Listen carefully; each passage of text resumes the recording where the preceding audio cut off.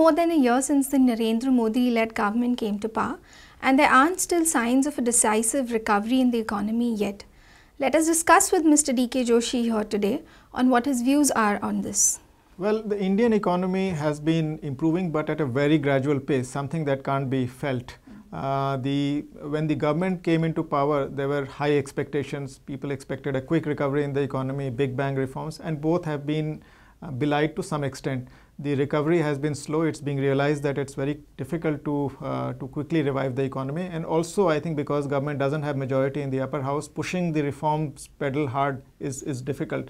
The economy is emitting mixed signals. There are some positive signs. The macros have definitely improved. The GDP growth is gradually inching up. The current account deficit is under control. The fiscal situation is improving. Inflation is within the central bank's target. I think these are the positive signs. But on the other hand, I think we also have the industry which is refusing to lift, the corporate investments which are very weak. And also, I think on top of that, the health of the financial sector is not good. I mean, the banks are straddled with non-performing assets, and that is making it difficult for them to finance growth further.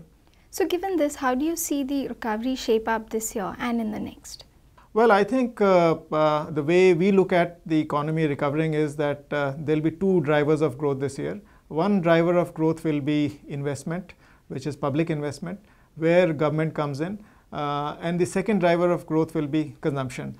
Let me explain both these. As far as the consumption is concerned, we have seen a period of low inflation. So people are saving on fuel cost. They are saving on the food bill as well.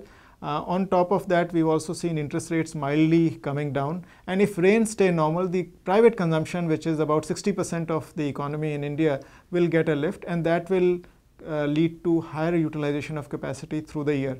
And as far as the government is concerned, government is front-loading its investment program. So if it starts investing in areas like roads and railways quickly, which it is trying to do, then I think that will spill over to the other parts of the economy that will supplement the consumption pickup. And I think all of this will lead to recovery in the capital cycle in 2016-17. So 2015-16 will be a year of slow grind up. And if with normal rains, I think we should see the recovery happening a little quicker. Otherwise, I think the consumption recovery will get a little bit delayed.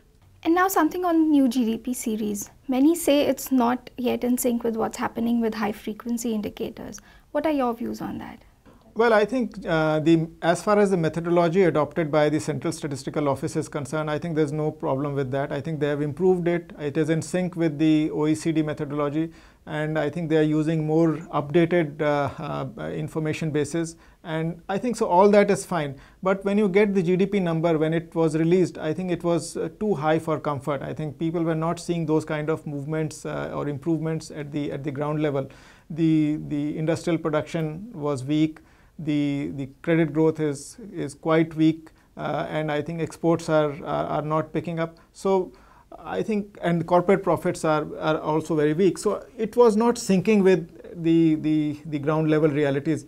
It is possible that GDP can go up by proper or better utilization of inputs, I think, which is what the CSO's methodology shows.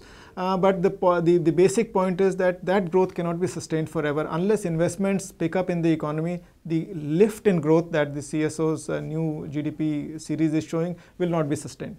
Thank you very much for your insights here today, Mr. D.K. Joshi, and thank you for watching CRISIL TV.